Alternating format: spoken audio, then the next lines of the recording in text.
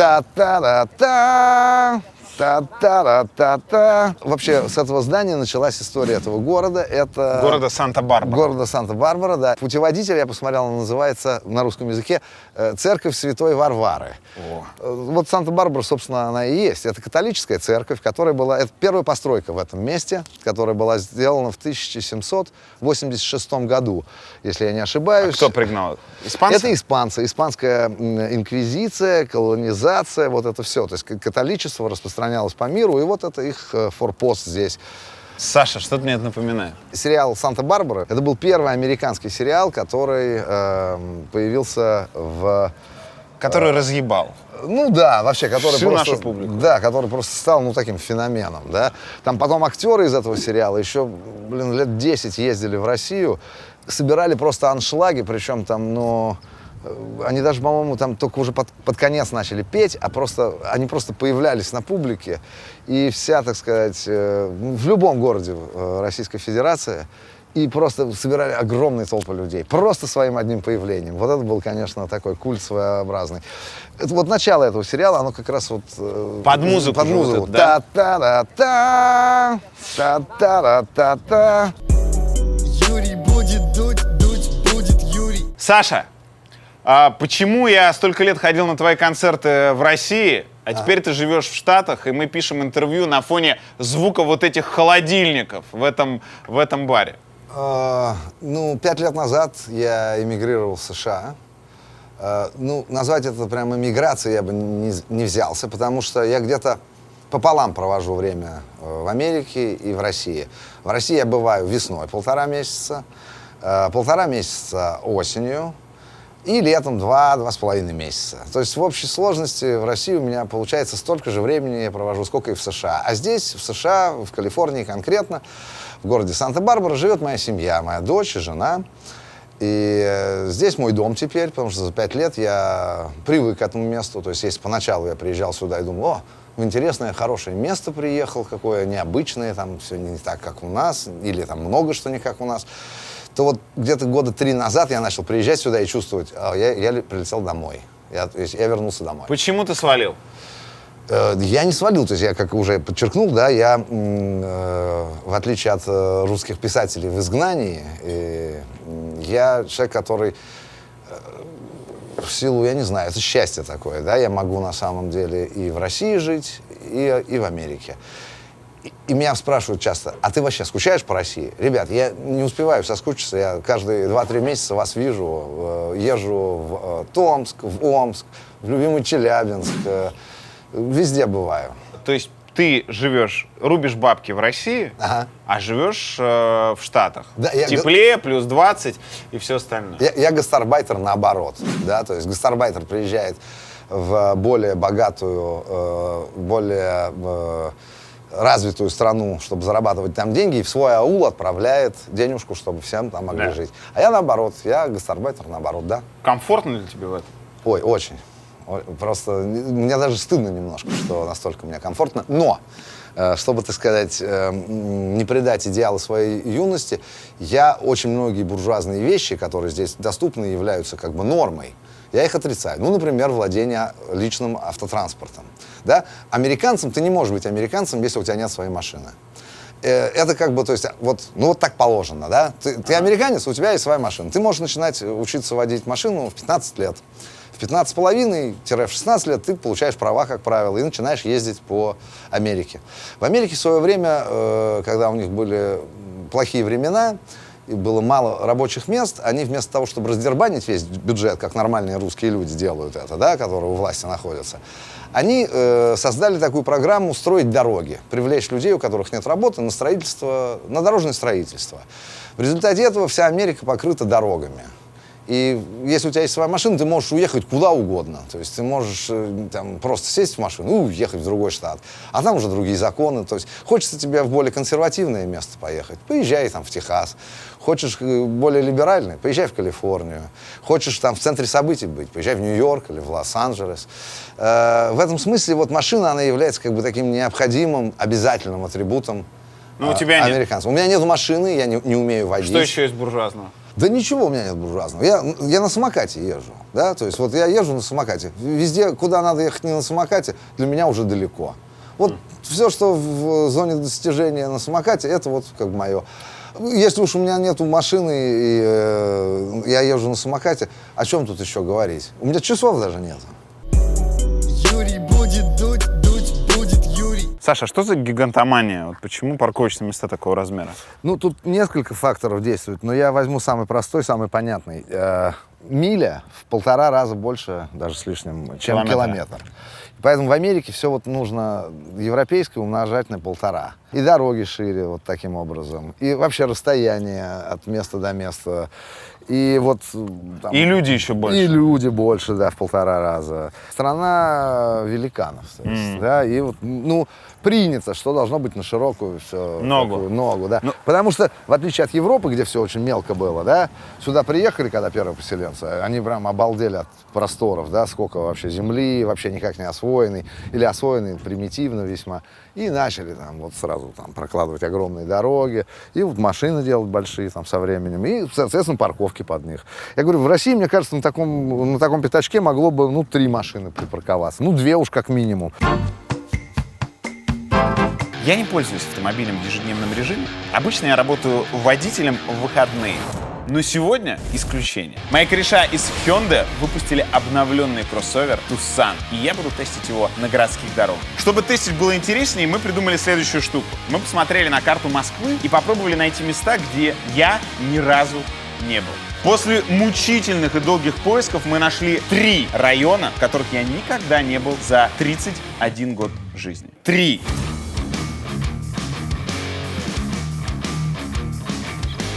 Район получил название от дачного поселка Переделкино. Здесь в советское время образовался целый писательский городок, где жили Нечуковский, Исаак Бабель, Борис Пастернак, Ильф и Петров. Статус Москвы Новопеределкино получил в 1995 году. Очаково, Матвеевская. Более 300 предприятий и организаций Industrial, как он есть. Главная достопримечательность района – ТЭЦ-25, самая большая в Москве. Капотня. Здесь нет ни одной станции метро, всего 2 выезда из района, через МКАД и через улицу Верхние Поля. Зато есть московский нефтеперерабатывающий завод. На нем работает 4000 человек. Но самое главное, в Капотне снималось несколько эпизодов сериала «Бригада». Я, кстати, женился под эту песню. Наша экспедиция растянулась на 8 часов и 11 минут, но это было совсем не утомительно. Водительское сиденье в Hyundai Tucson продумано до мелочей. Современные системы обеспечивают максимальный комфорт, эргономичность и простоту управления. А вот еще несколько важных деталей, которые непременно нужно знать про обновленный Tucson. На нем установлена система полного привода H-Track. Можно выбрать из 3 видов дисков, а запасное колесо сразу идет в базе. Спереди новая каскадная решетка радиатора и светодиодные фары с омывателем. 5 звезд от Евро-НКАП, Европейского комитета по проведению независимых краш-тестов, и 6 подушек безопасности в салоне. Мчим по ссылке в описании. Все подробности там.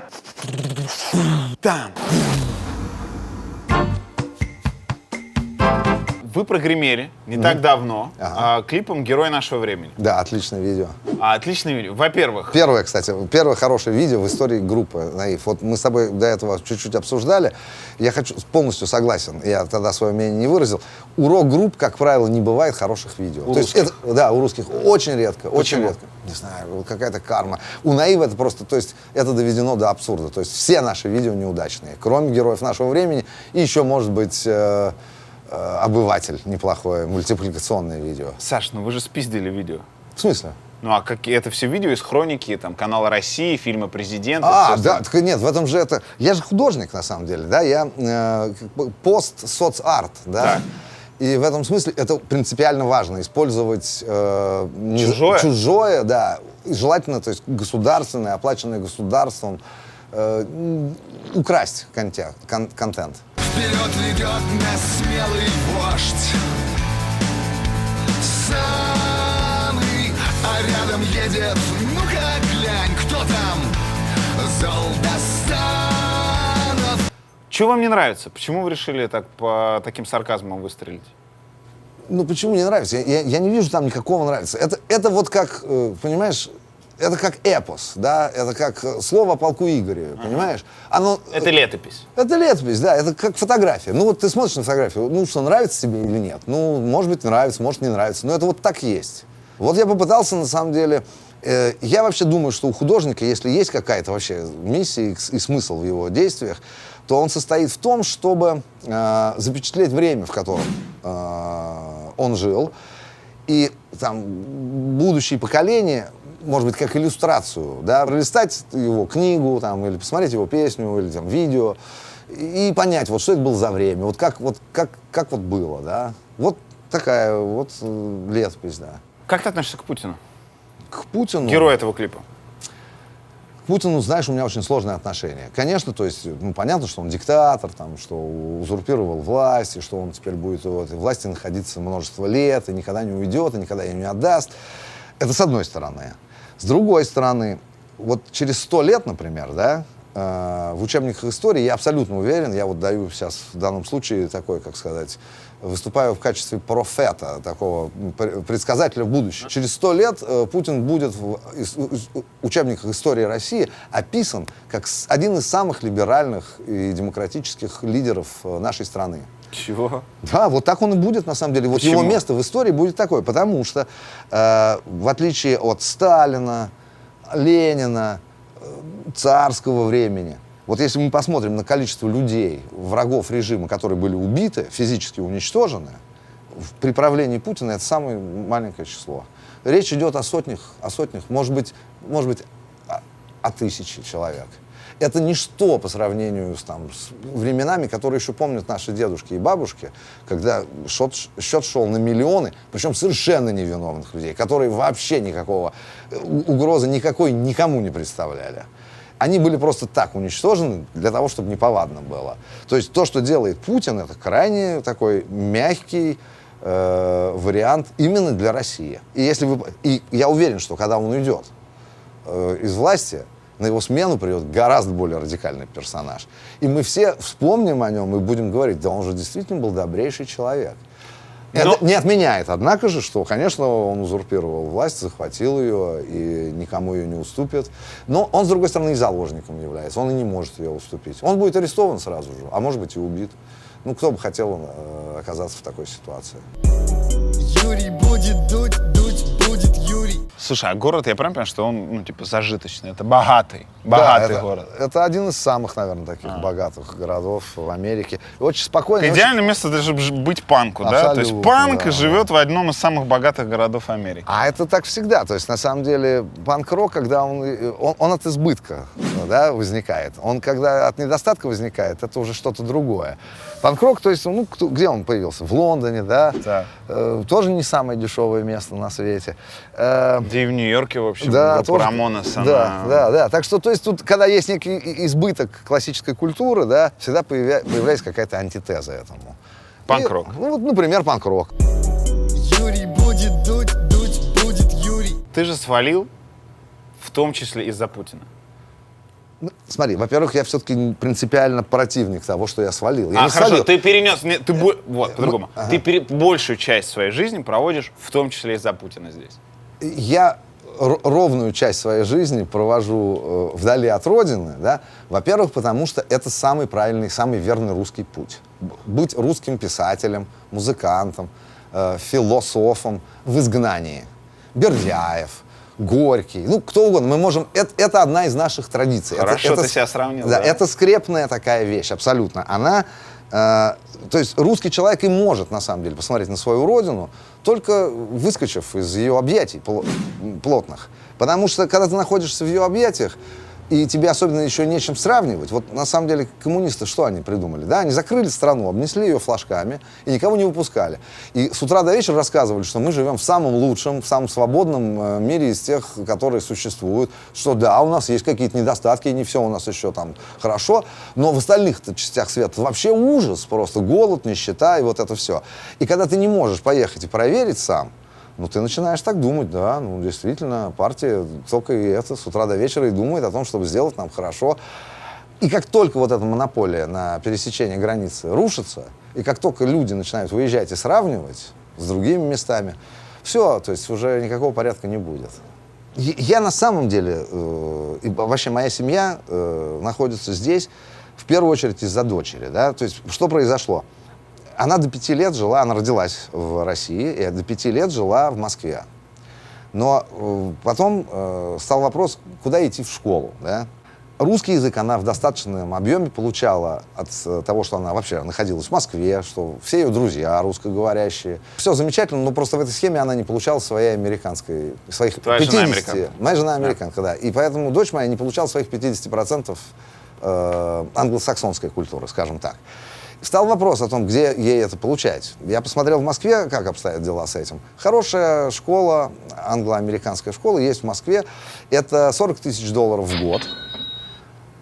Плюс 1,5 часа от моего дома в одну сторону на машине и 1,5 часа в другую. То есть это получается за $40 тысяч ты должен своего маленького ребенка еще 3 часа держать в машине.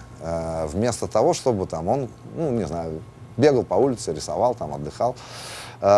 И как-то само собой мы начали думать о том, что почему бы нам не поехать в hometown, ну, на малую родину к моей жене. Мы находимся сейчас в городе, в котором моя жена родилась, выросла и ходила в школу. Моя дочь, кстати, ходит в ту же школу, что и моя жена ходила. Это общественная школа, она бесплатная. Она стоит $0, 0 копеек, да. И 12 минут на скутере я могу доехать до школы за 12 минут. Поначалу это занимало 17 минут, но из-за того, что я какое-то время уже это делаю, практикую, это 12 минут. И плюс погода, да, ну, погода здесь получше, конечно. Ну и погода не только, скажем, географическая, да, или там вот метеорологические обстоятельства, а я имею в виду погода в доме, да, то есть погода в городе, общественное настроение. Люди здесь поспокойнее, конечно, поспокойнее, более расслабленные, более открытые, совершенно спокойно ходить по городу в майке «Fuck Trump», например. Ни один мент никогда, ни при каких обстоятельствах, ну, не спросит тебя, в чем проблема, там, не припроводит тебя в участок. В России все-таки нельзя написать там Путина нахуй и ходить в такой майке по улице. Нельзя. А если бы в майке «Fuck Обама»? И тоже, пожалуйста. Это свобода слова, да, то есть ты можешь иметь, как человек, ты имеешь право на, там... В России ты формально вроде бы тоже имеешь на это право. Но там сразу появляются подзаконные акты. Оскорбление президента, оскорбление действующей власти, разжигание ненависти к отдельно взятой группе, там, чиновники и так дальше. Тебя найдут всегда сразу как прессануть. А здесь ты можешь это делать, и это не возбраняется. И как раз когда мы уезжали из России, вот и начался этот конфликт с Украиной, и вот эта вся ситуация ужасная. И я в целом, в общем-то, конечно, рад, что дочка моя не увидела всего этого ужаса, и потому что я помню свое впечатление, я приезжал в Россию, и я когда приезжаю в Россию, живу у мамы у своей. Она человек пожилой, смотрит телевизор все время. Ну, там просто страшные вообще вещи творились. Сейчас как-то, я заметил, телевидение подуспокоилось. То есть... Страшное что? Ну, просто страшные вещи про украинцев говорили, страшные вещи про Америку говорили. Причем полностью не соответствующие действительности, просто полнейший вымысел, просто вот, ну, откровенная фашистская пропаганда. Я надеялся, что мы как вот... понимаете, я продукт советского, позднесоветского общества. Мы все были интернационалистами, антифашистами, солидарность, по крайней мере, пропагандировалась официально. У нас, может быть, русские никогда и не были солидарными людьми. Вообще солидарность одно из самых слабых, на самом деле, звеньев в русской культуре. У нас ее нету. Вот смотрите, Чайнатаун любой, в любой стране. Всегда это комьюнити, всегда это движуха. Russian сам себе страшен.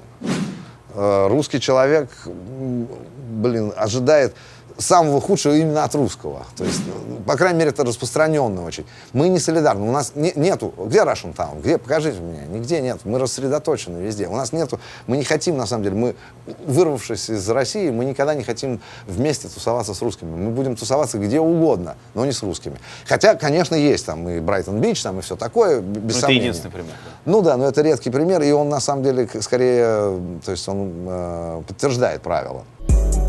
Юрий будет дуть, дуть будет Юрий. И вообще я сформулировал такое со временем правило. Ну вот просыпаешься ты, допустим, с утра, с будуна, со страшного, голова раскалывается, руки трясутся, ты не помнишь, как там вчера там, закончился день или вечер. Но ты смотришь по сторонам и видишь пальму. И если есть пальма вокруг, рядышком, гарантированно, что бадун будет гораздо более в мягкой форме проходить, чем обычно. Не знаю, с чем это связано. То есть, ну это так, это вот такова, не знаю, такова жизнь. Ты много бухаешь здесь? Не, вообще не бухаю. Я вообще не бухаю и не курю. И я веду исключительно здоровый образ жизни. Ну, в том смысле, что не позволяю себе интоксикации. Занимаюсь очень много дочерью. Иногда по праздникам могу свернуть себе косячок. Вот. Тут, тем более, это как бы легально, это не является никаким нарушением. А сегодня как раз день Колумба, да? Сегодня И день ты Колумба, поэтому собирался? Сегодня праздник. В России очень много движухи. Здесь движухи нету. Здесь как раз наоборот спокойно, размеренно вышел, сел на велосипед, доехал до пляжа, нашел на самом деле газету, которую вчера миллионер бросил, не дочитал, LA Time, свернул себе косячок, покурил его, читаешь эту газетку. 3 часа надо ехать Из за дочкой. оставшихся страниц, да? Да, из того, что осталось там, да. И потом в 3 часа надо дочку из школы забрать. И ты под ганджей в школу идешь? Нет, ну почему? Ты приехал с утра на пляж, покурил, и к 3 часам за дочкой в школу. Какой же подганж? Уж проветрился, ты, наоборот, напитался энергией положительной. Приходишь совершенно трезвый, наоборот, восстановив все силы и здоровье. А потом я говорю, я на самом деле по праздникам это делаю. Я это не делаю на everyday basis, на ежедневной основе я так не поступаю. Юрий будет дуть, будет Юрий. У нас в гостях был Константин Кинчев, который сказал: Америка – враг России. Как, напомню, у тебя есть гражданство Америки? Нет. У тебя грин-карт. У меня, да, я счастливый обладатель зеленой карточки. Зеленая карточка, Да. у тебя грин-карт. Как обладатель грин-карты, как человек, который на ПМЖ в Америке. Америка – враг России?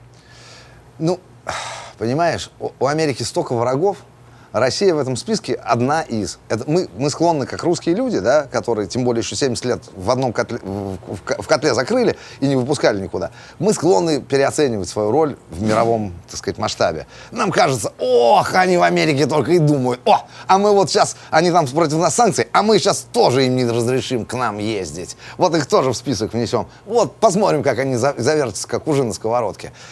На самом деле у Америки угроз таких, у них там в Латинской Америке нестабильные регионы, Китай поднимает голову, в Африке черти что творится. Для них это огромный список. То есть вот нестабильных территорий, которые все пользуются их деньгами, да, доллар США. То есть идут бесконечные разговоры. Ох, давайте откажемся от доллара, он такой противный, он такой зеленый, грязная зеленая бумажка, как говорил Жириновский. Давайте освободимся от этого. Зачем это нам нужно? Мы будем сами в юанях, там, в рублях торговать друг с другом, будем свободными, лишимся этого диктата. Никто этого не может осуществить. Об этом бесконечные разговоры идут. Но все элиты всех этих стран, которые враги Америки, там, бесконечные и принципиальные, у них у всех собственность в Майами. Почему-то, обрати внимание, у всех, у китайцев, у латиноамериканцев, у африканцев, у русских партийных боссов там. Недвижимость в Майами, где у них? Вот приезжай, прям целые кварталы есть скупленные ими.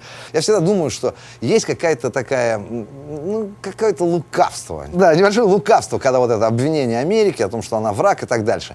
А вот уже люди рядовые, да, так сказать, не обладающие партийными там званиями, просто талантливые, да, они иногда, к сожалению, ведутся вот на эту пропаганду и начинают говорить, что Америка там наш враг, там типа. Дело в том, что те, кто это придумал, этот лозунг, они сами ему не следуют. Они сами деньги держат здесь, недвижимость у них здесь. Вот и все. То есть это всегда прикрытие. Всегда внешняя сила какая-то. То британцы, то немцы, то американцы. Все вот они только с утра до вечера думают, как эту великую независимую Россию, свободолюбивую, пушистую, беленькую, унизить так и расколоть. Ох, территория им наша так нужна, и ресурсы. Все это ложь, пиздеж и пропаганда, как говорили, когда я был ребенком. Полная причем. Ты говорил, что смотрел телек в 2014 году и видел, как же лгут про Штаты. Пару примеров лжи. Ну, Главный миф. Ну, то, что геи, трансгендеры тут захватили вообще все, и просто теперь там детей учат быть гомосеками с детства. Ну, какие-то чудовищные такие вот вещи. Не так? Нет, послушайте, вообще, давайте я просто быстро и вам, и нашим дорогим слушателям объясню вообще, зачем существуют левые и правые, да? Это в каждом обществе так происходит. Просто где-то это приобрело форму того, что это законодательно закреплено. Есть там, допустим, как вот в Америке, да, есть демократы, они левые, типа, да, по умолчанию. Есть республиканцы, они правые по Типа умолчанию. те, кто консервативные, да. И в Америке очень важно соблюдать баланс, чтобы, то есть никто из этих групп населения не восторжествовал, чтобы вот был там черный президент, 8 лет, да, проводил такую более демократическую политику, много денег тратились на... Он пытался реформировать медицинскую систему, да, которая здесь на самом деле, вот это один из вопросов Америки. Медицинское обслуживание, медицинское... с этим сложно, это очень дорого, тебе надо обязательно иметь страховку. Да. Обама пытался это реформировать, у него не очень получилось, тем более теперь пришел Трамп, который... Ну, не суть не в этом. Значит, есть левые, есть правые. Вот баланс между ними, да, некий, он и составляет стабильность Америки, да, то есть никто не должен подниматься. То есть вот вам было 8 лет черный президент, вот теперь дадим вам консерватора, рыжего, беленького, старого. Вот то, что, все, что мы не любим, демократы, да, вот получите, распишитесь. Так, и какая связь с геями? С геями связь такая, что, конечно, на самом деле, есть крайне левый спектр, да, который требует там максимальных свобод для геев. Есть крайне правый сектор, который требует запретить, казнить всех геев и так дальше. Но правда состоит в том, что все равно все приводится к какому-то общему балансу. В школе, в которой учится моя дочь, есть одна пара, гей-пара. Парень и парень? Да, парень и парень. У них есть там усыновленный ребенок. Так. Абсолютно нормальные ребята, никакой проблемы. Над ним шутят? Нет, никак. Вообще, это, поскольку это уже давно, на самом деле, здесь происходит, поскольку тут есть некий консенсус, что ты сам особенно это не выбираешь. То есть ты не можешь, к сожалению, или там, к счастью, стать геем или не стать геем. Это не вопрос выбора, это некая биологическая предопределенность. Некоторые видят ее как сбой в программе, да, некоторые видят как влияние других каких-то факторов. Но суть в том, что это не совсем зависит от тебя. Это как, типа, осуждать черного за то, что он черный, или человека, у которого какой-то дефект, там, не знаю, слуха за то, что он глухой. Там, у человека, например, нет руки, там, да, вот ты без руки, ха-ха-ха, какой ты плохой. Юрий будет дуть будет Юрий. Я с недавних пор придумал такой тест, на самом деле, на безопасность. Так. Он, с одной стороны, на безопасность общую, с другой стороны, на твое психологическое состояние. Я обычно прошу, когда я там с кем-то встречаюсь, я прошу людей показать мне свои ключи. Вот от квартиры. Ключи? Да. Окей. Прости, от чего это ключ? Это дома от моего. От твоего загородного дома? От твоего дома? дома? Просто дома, да. Потому что в городе он, так сказать, понимаете... А медведь — это Россия, матушка, да? Это и Россия, матушка, и символ Калифорнии. Это флаг Калифорнии, на самом деле. Медвежонок.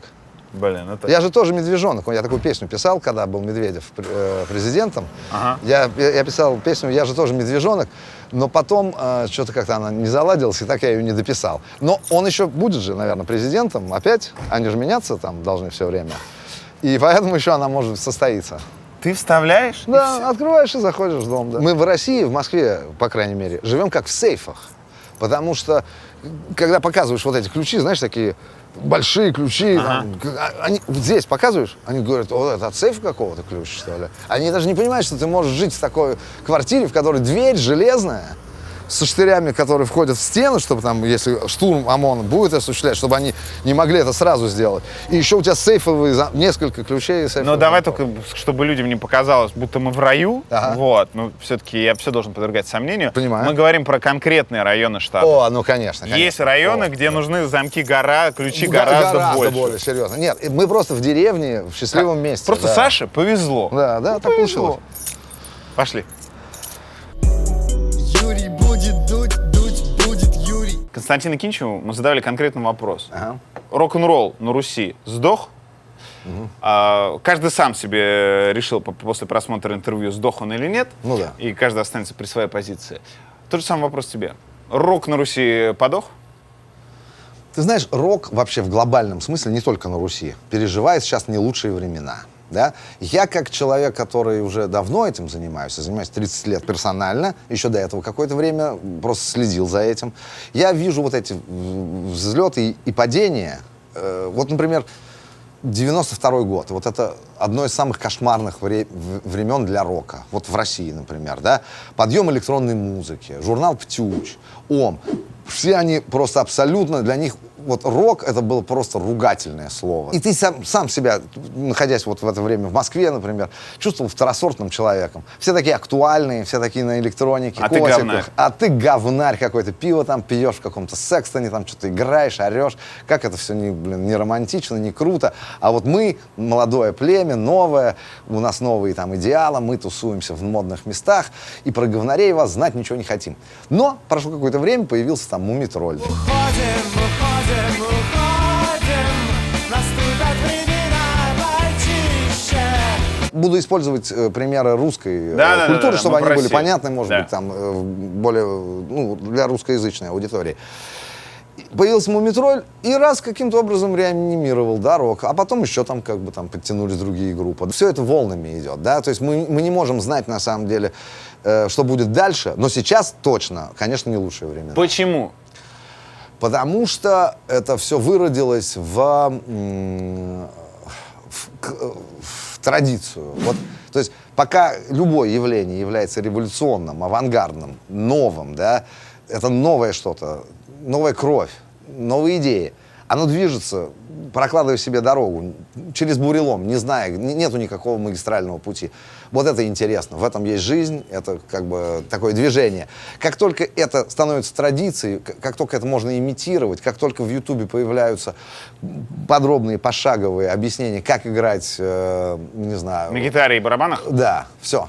Это становится традицией, и это становится неинтересным. Потом, плюс ко всему, надо обязательно все-таки не скидывать со счетов поколенческий фактор. Хип-хоперы, рэперы современные — это дети рокеров. То есть, ты не можешь слушать музыку своих родителей или там даже своего старшего брата. Это старомодное какое-то говнище. Мы новые, нам нужна новая музыка, нам нужно что-то новое. То, что желательно то, что фундаментально отличается от того, что слушали твои родители. То есть, если твои родители слушали Наив, конечно, ты должен слушать Фараона, понимаешь? Или там, не знаю, кто там сейчас у нас, Гнойный? Или Гнойный теперь уже не актуальный? Он все уже, да. Он в андеграунде всегда. Да. Оксимирон. Оксимирон, вот, да. То есть это должна быть какая-то слом старой парадигмы, какое-то что-то новое, что-то принципиально отличающееся. Но у них тоже дети будут, понимаешь? И они будут слушать панк-рок. И так что это будет такой вот цикл. А причина не в том, что большинству людей страшновато говорить о том, что происходит. Ты говорил про контекст, что ведется летопись, но когда я слушаю вот весь этот караоке состав нашего радио, я понимаю, что никто из них не поет про пиздец или счастье, происходящее на Руси. Это все образы, это все метафоры, не имеющие отношения к контексту, к героям нашего времени, к антигероям нашего времени, и к прочим вещам. Вообще, честным быть с возрастом сложнее, конечно, да? Потому что ты видишь, гораздо больше. Почему? Потому что ты видишь просто картину более полно, да? Когда ты молодой, многое от тебя скрыто просто вот этой некой такой, я не знаю, как это назвать правильно. Это такая некая смазка драйва такая. Ты вот в драйве, да, и ты двигаешься вперед, и здорово все. Но это же одновременно и делает тебя... Ты не видишь, что... Ты вот видишь то, что спереди происходит. А то, что по бокам и сзади, ты на это не обращаешь внимания. А чем ты старше становишься, тем действие вот это биологическое, причем я думаю, что это биологическая причина, ты начинаешь, у тебя боковое зрение начинает, на самом деле, гораздо более конкретно работать, ты начинаешь понимать угрозы, на самом деле, ты начинаешь понимать, что все неоднозначно, ты начинаешь понимать, что, и вот эти правы вроде, и эти правы. А если у тебя есть какая-то позиция, ты ее уже занимаешь, зачем тебе рубить сук, на котором ты сидишь? Да, и вообще, понимаешь, если говорить про современный рок, я вот что отрицаю? Я отрицаю фитнес-рок. Фитнес-рок я в том смысле, что вот эти все люди, которые бесконечно в хорошей форме, в пожилом возрасте, да, и вот там пьют сок с утра, да, потом занимаются, каким-то спортом, понимаешь. Ты пьешь сейчас перьер.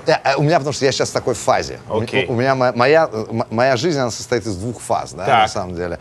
Одна фаза — я со своей семьей, ответственный отец, хороший муж, достойный гражданин. И вторая фаза, я рок-звезда. Я нарушитель общественного спокойствия. Я стараюсь это, кстати, делать аутентично. Я стараюсь... Редкий концерт, когда я трезвый выхожу на сцену, в непомраченном сознании. Потому что я как раз вот против фитнес-рока, да, то есть ты выпил сока, позанимался в спортзале и потом пришел совращать молодежь. Нет, я не таков. Юрий будет дуть, дуть будет Юрий. Что это такое? До Хэллоуина же еще 3 недели. Но мы начинаем готовиться уже помаленечку, такая предподготовка. Если вы думаете, что я сам самый главный активист, мы еще проедем по городу, и вы увидите, что в некоторых домах такое происходит. Обычно это происходит в тех домах, в которых дети живут. Хэллоуин вообще детский праздник. У него такая репутация в России, что это сатанизм, там Да. вот это все. А на самом деле... 6. Да, а на самом деле это детский праздник, когда у детей есть возможность получить неограниченное количество конфет, обожраться ими, получить sugar coma. Sugar coma? Да, обожраться так, что просто ты в коме находишься, сахарной. Веселиться, вот это, собственно, его суть. Ну, а и как сопродукт, вот идет такой вот немножко устрашающего. Давай уточним, да. важный момент. Ты же верующий человек. Да, То есть ты конечно. православный христианин, у которого на пороге вот это вот Да, дичь. безобразие. Ну, я, видишь, не фундаменталист все-таки. Что важно, я не монах. Понимаешь, есть такая все-таки большая разница между православными людьми, которые в миру живут, это как вот я, Да. артисты там всякие, вот это вся бесшабашное братье грешное, и есть монахи или там иерархи. Это совершенно два разных спроса. Да, то есть если ты иерарх или монах, ну, конечно, тебе там вообще и хлебушка не всегда можно поесть, водичку пей там, Да. понимаешь? А если ты мирянин, ну, ты грешная свинья, ты как бы должен сам понимать, потому что, ну, и, соответственно, ну, да, страдать, каяться, без сомнения. Стараться быть лучше, да, но... Давай включим привидение и потом покаемся, а сейчас включим. Привидение с мотором, да, привидение с мотором. Мы все, я не знаю, вы же тоже Карлсон смотрели, правда же, да? Я тут все время забываю, как он... Вот он, да. Нет, это без звука. Мне нравится со звуком все-таки он. Окей.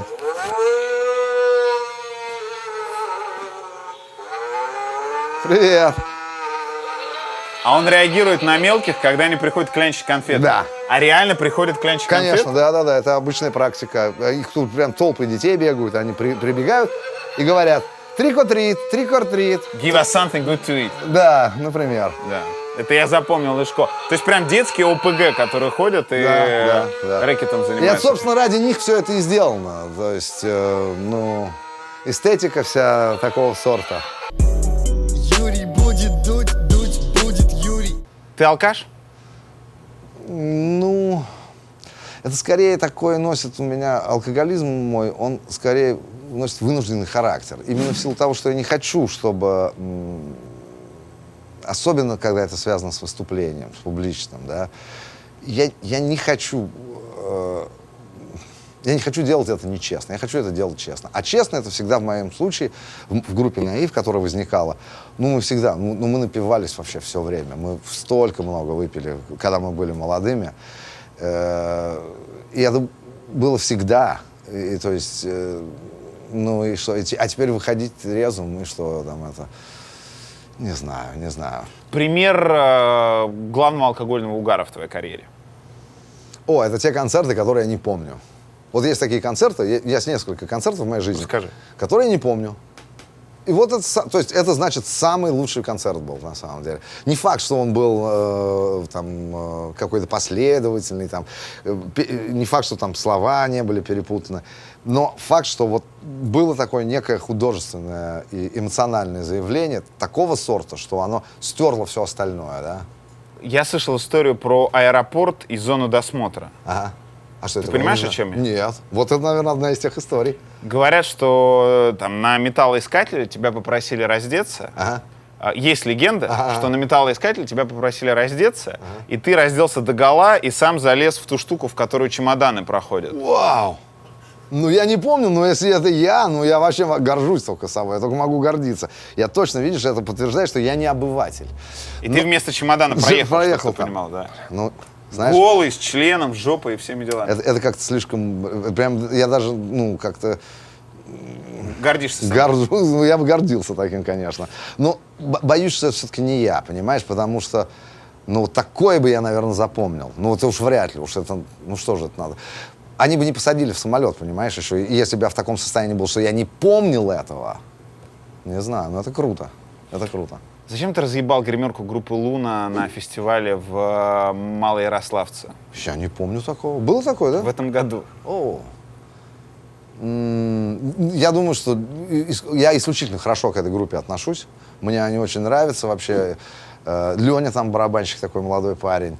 Лусине сама хорошая очень. Да не, вообще они хорошие ребята. Мы с ними встречаемся периодически в разных частях мира. Они тоже такие любят путешествовать.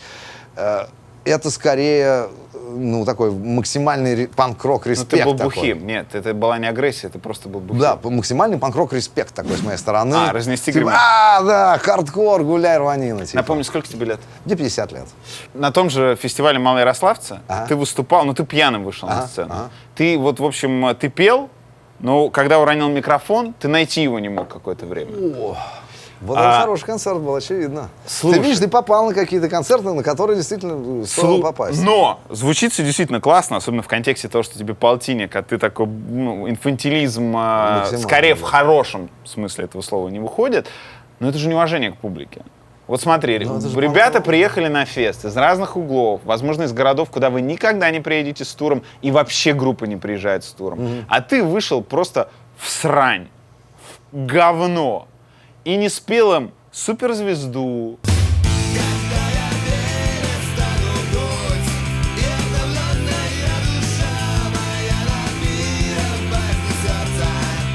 Не спел им рок.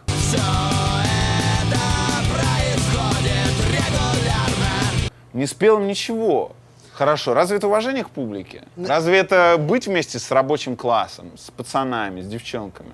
Ну, понимаешь, тут, как у любого серьезного явления, у него есть как бы две стороны, да. Вот как я все время там стараюсь быть не с левыми, не с правыми, а над, так же и здесь. То есть, да, ну, без сомнения, ты как бы, ты прав в том, что говоришь, что это неуважение, там люди вот заморочились, а ты... А я как заморочился. Я вообще не люблю пить, на самом деле. Мне на самом деле, я это делаю исключительно для аутентичности. Дело в том, что иначе я просто считаю, что это превращается в фитнес-рок. Понимаешь? Мне, например, вот я в своей жизни, у меня есть несколько любимых групп, да. Вот NoFX одна из них, да. Один из лучших концертов, которые я видел у NoFX, Миша не мог играть на бас-гитаре, он валялся, он потому что мало того, что был пьян, он еще объелся таблеточками какими-то, которые вместе создавали просто, ну, совершенно для него невозможно. Не то, что там, он не мог просто стоять, там координация нарушалась. Это был один из самых, я многих концертов видел, но это был один из самых выдающихся. Вот я его помню до сих пор. А остальные, которые не идеально, это где-то они здесь играли, по-моему, в... А Миша — это Fat Mike? Fat Mike, да. Миша. Мойша, also known as Мойша, да. Вот этот концерт я помню, а вот идеальный концерт, который они в Москве сыграли, ну да, но он ничем не отличается от идеального концерта, который я еще видел. А вот этот концерт я помню до сих пор, так что я думаю, что это не то, что неуважение к публике, а это, наоборот, высшая степень уважения. То есть тебе не нравится алкоголь, но ты пьешь, чтобы сделать... То есть ебу и плачу. Ну, именно так, да. То есть я это делаю, потому что я люблю искусство больше, чем самого себя. Больше, чем... Мне, понимаешь, я человек пожилой, я уже выпил и там покурил много всякого разного. Мне от этого хорошо становится, если и становится, то совсем ненадолго. То есть потом бодунец, да, я от него страдаю гораздо дольше, чем я испытываю эйфорию. Это всегда так. А зачастую даже и с самого начала мне не нравится приход алкогольный. Я это делаю исключительно из любви к искусству. Больше ни из-за чего. Чтобы сам я себя не мог упрекнуть в том, что я фитнес-рокер. Потому что фитнес-рок я отрицаю. Юрий будет дуть будет Юрий. Очень удобный способ передвижения. И еще, я же, видишь, антиспорт. Я спортом не занимаюсь, я его принципиальный противник. Но я стараюсь просто правильные, естественные движения делать в своей жизни. Да? Да. То есть, что я имею в виду? У меня нет машины, я не вожу машину. Я хожу пешком или езжу на самокате. Я специально спортом не занимаюсь, да, но нагрузку какую-то имею все-таки, да. Ну, по делу. То есть в магазин надо там съездить, купить там пивка там или чего, там хлебушка. Вот раз поехал в магазин. Вот так вот и живем. А как он называется? Кик-скутер? Кик-скутер, да. Типа Самокат, пинаешь, да, бьешь? Да, еду и пинаю. Пинаю и еду. Юрий будет дуть будет Юрий. Кто твой любимый писатель? Современный мой любимый писатель — это Виктор Олегович Пелевин. который выпустил, кстати, вот совсем недавно буквально, очень мрачный роман про улиток. Ну, я читаю все его романы, причем у меня такая просто традиция. Я читаю его один раз, и потом сразу же перечитываю второй раз. И я всегда замечаю, что, я упустил. Ну, это как кино смотреть, знаешь, иногда, когда нравится фильм какой-то, иногда смотришь его второй раз и понимаешь, что, а я вот на это не обратил внимания, вот это еще, классно. А на третий раз смотришь и опять находишь что-то. И так же с книгами, с хорошими, да. Почему любимый писатель у меня? Я не знаю, он, видимо, говорит о тех вещах, которые меня беспокоят. И поколенческая тут тоже какая-то, видимо, есть объединяющая. Он постарше меня, конечно, но я эмоционально, видимо, из Советского Союза, из позднего Советского Союза, поэтому мне рассуждения человека такого сорта близки и понятны. Ты уверен, что Пелевин существует? Я думаю, да. Я знаю, потому что, например, людей, которые знают его, которые с ним работали, например, там. А что рассказывали? Что, Для меня это просто абсолютно мифологический персонаж. Нет, вот смотри, Сашу Скляра, ты знаешь? Да. Вот я его знаю хорошо, да?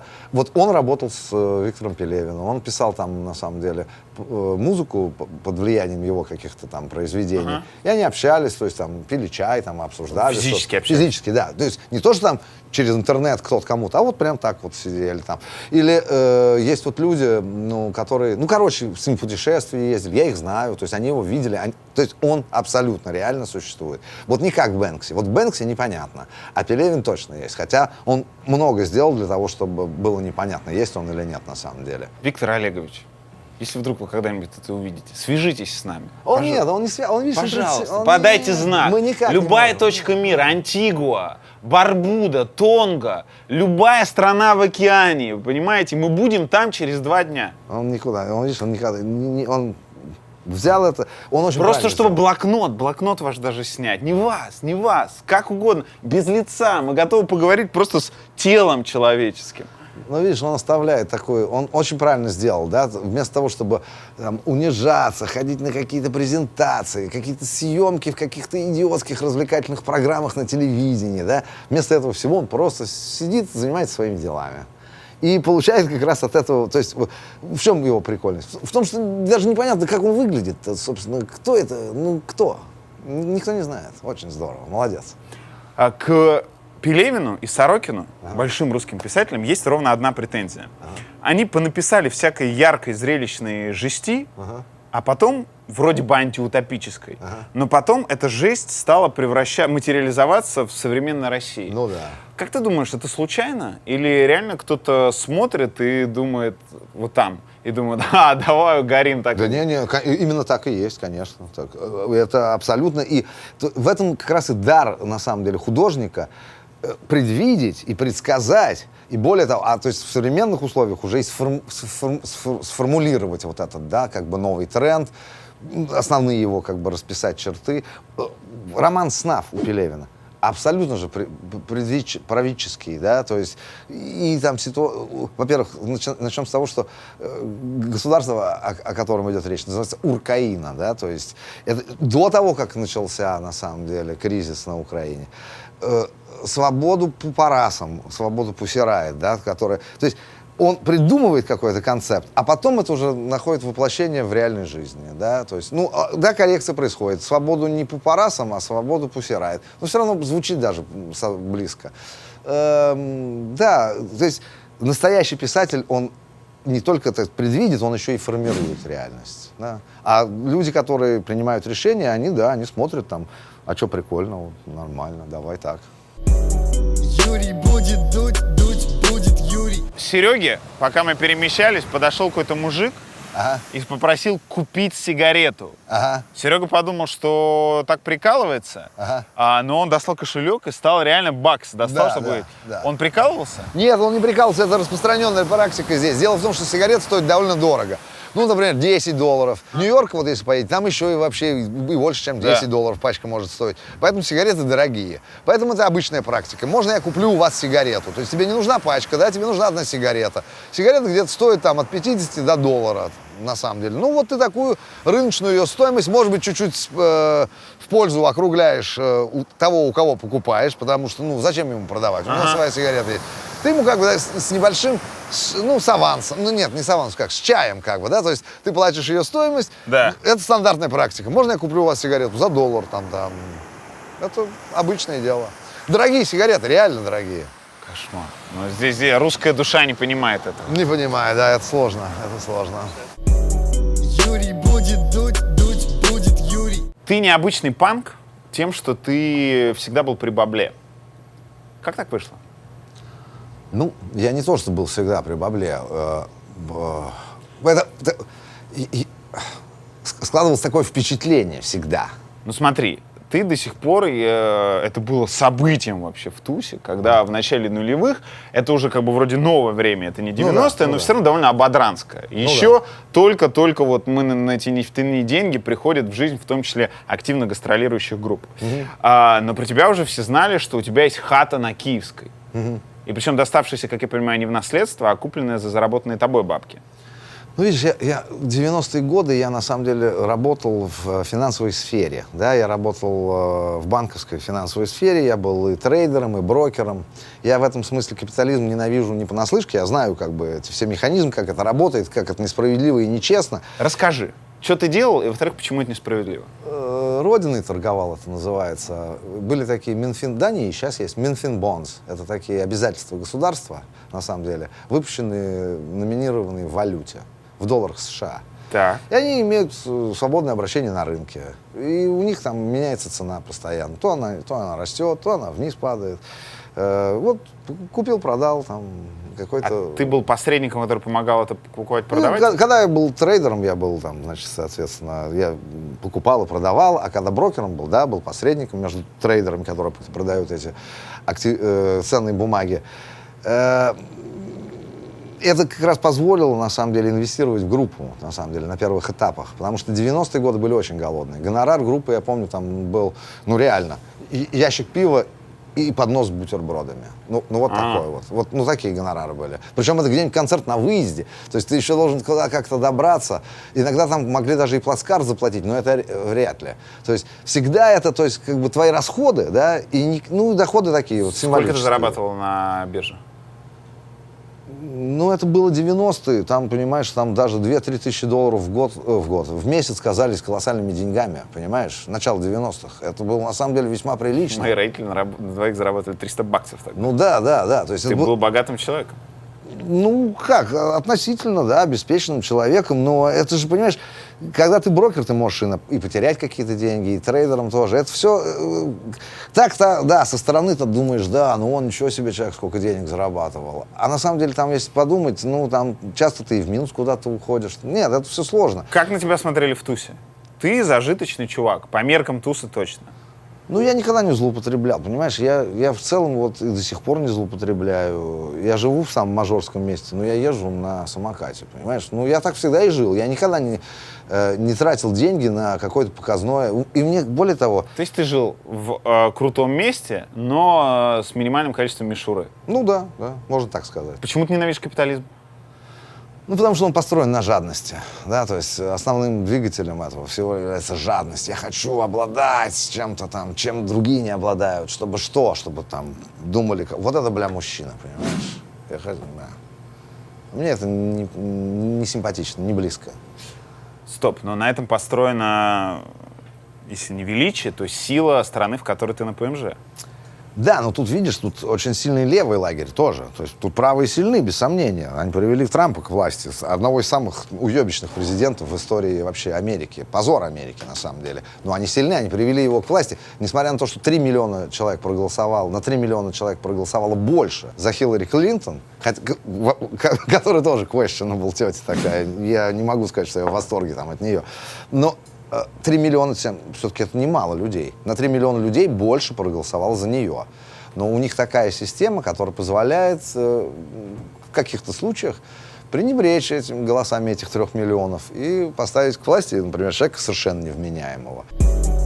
Юрий будет дуть будет Юрий. Сколько стоит жить в этом пенсионерском раю?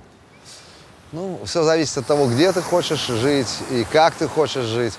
Тут есть программы для совсем бедных. Не надо вот это. Вот сколько тебе надо тратить в месяц, чтобы жить нормально, так, как ты живешь?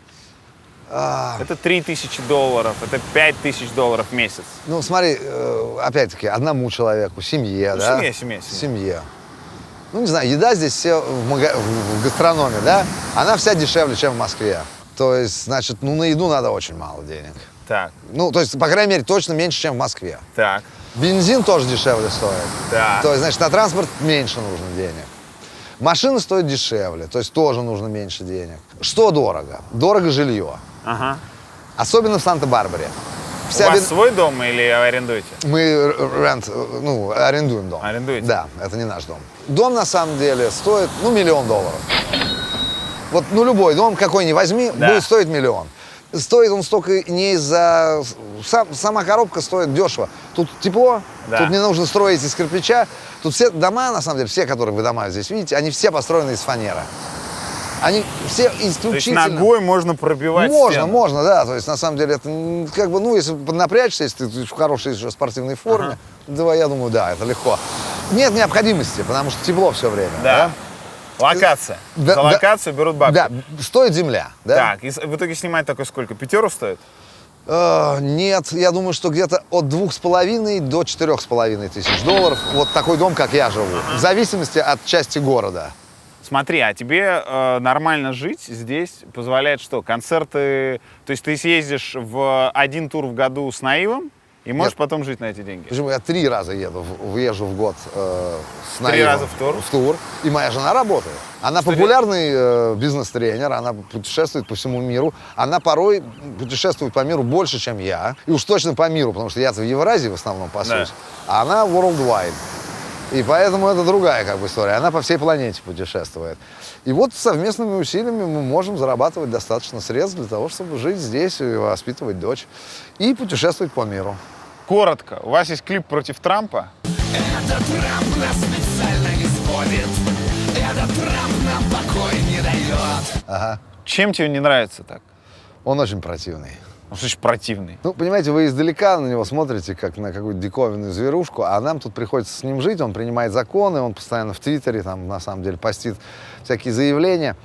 Очень нехороший дядя, ведет себя оскорбительно по отношению ко многим, к иммигрантам в том числе. Я иммигрант, на самом деле, мне не нравится такое отношение. Иммигрантов не любит, а еще? Женщин. Ну, быдлан. Быдлан, просто. Быдлан такой, на самом деле, коррумпированный. За деньги все, то есть, готовый купить. Там, знаешь, такой рассуждает, я сам добился всего, мне дали родители просто первый $1 миллион, и все остальное я сделал сам. Ну да, блядь, охуительно, ты крутой, да. Это как, ну, не знаю, ну, даже с чем сравнить. Это как если бы Жириновский, на самом деле, не из Кремля получал средства, а сам бы был богатым человеком. Вот можешь себе представить, да, сам по себе. А потом бы стал еще и президентом. Ну, вот что-то в этом роде. Юрий будет дуть, дуть будет Юрий. Блиц! Ленинград или Гоголь Борделло? Сложный вопрос. Давай подумаем. Для России однозначно Ленинград, для мира Гоголь Борделло. Просто более универсально. Больше английских слов, более понятно, для более широкой Тебе нравится аудитории. Ленинград? Очень. Почему? Круто вообще. Просто. Вот, ну, то есть, смотри, очень многие артисты, вообще, не только в России, но и в России тоже, хотели послать нахуй всех и быть такими рубаха-парнями-корольками. Но очень мало у кого получилось, а вот у Сергея Шнурова получилось однозначно, да. То есть, вот он...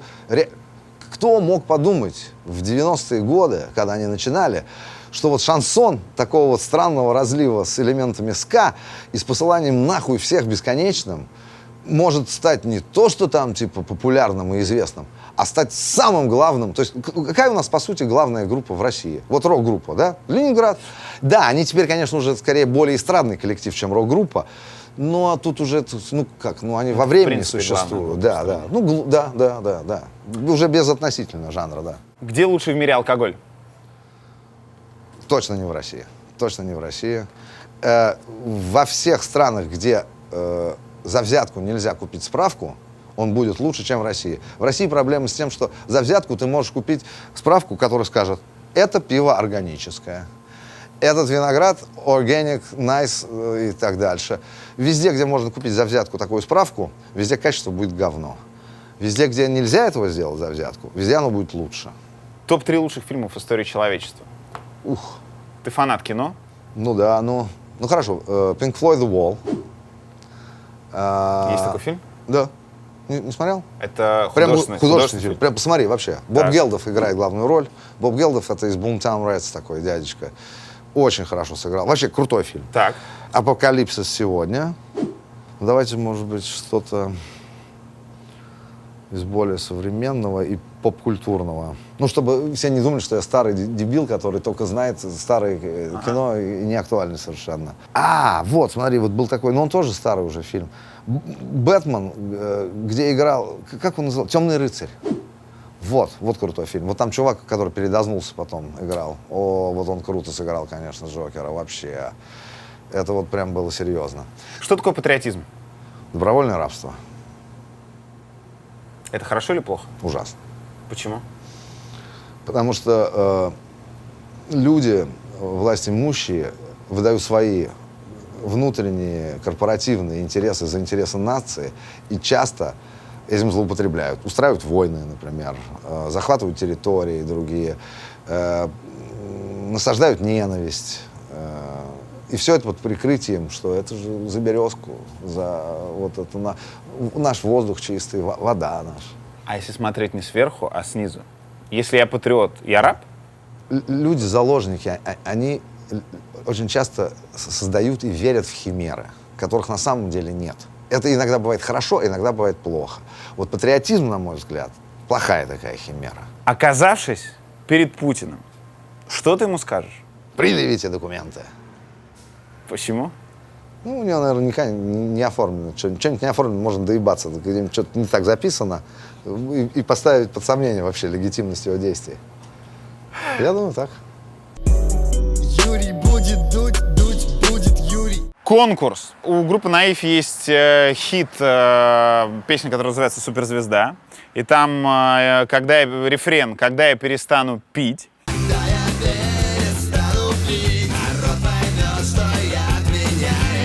Напишите комментарий, что вы будете делать, когда перестанете пить. Не будем скрывать, все мы бухаем с разной степенью периодичности, в разных объемах. Серега, не смотри на меня так, ты тоже бухаешь. Что вы сделаете, когда перестанете пить? Тот, кто напишет самый яркий, смешной, зрелищный, лихой, хитро придуманный комментарий, тот получит приз. Какой? Получит раритетную банку пива, которую выпустила группа NoFX. Она называется Punk in Drablic. 5,8% алкоголя. А раритетное, потому что оно запрещено. Да, теперь запрещено. NoFX допустили политнекорректное замечание в отношении слушателей музыки кантри. Допустили они его в таком еще месте, неподходящем совершенно. Это в Лас-Вегасе случилось, где не так давно произошло массовое убийство на кантри-фестивале. И кто-то там из группы, я уж не помню, то ли Фэт Майк, то И ли он Мело. с гитаристом, они обменялись Да. шутками на этот счет, и им запретили выступать по всей Америке. Да, вообще все Что их это за концерты демократия, отменились. скажи, пожалуйста? Ну, как? Шутка плохая, но за шутку наложить санкции, чем Нет. это отличается от диктатуры в других странах, восточноевропейских, например? Объясняю тем, что это не государство делает и не какие-то муниципальные А службы, общество? а общество, само сообщество музыкантов и люди, которые организуют концерты, они приняли такое решение. Не потому, что им из администрации президента позвонили и сказали, это нужно прекратить. Нет, они сами приняли такое решение. Ты считаешь это нормальным? Я считаю это не очень нормальным, потому что, вообще любые запреты, я против них, да, Да. как анархист. Но в целом, Мише надо было по жопе дать когда-то все-таки, в конце концов. Он постоянно, да, он вот на грани, да, он постоянно общественное мнение, так сказать, оскорбляет, да, что он и должен делать как панк-артист. Но в какой-то момент вот он перешел ту невидимую грань, да, за которую получил по жопе.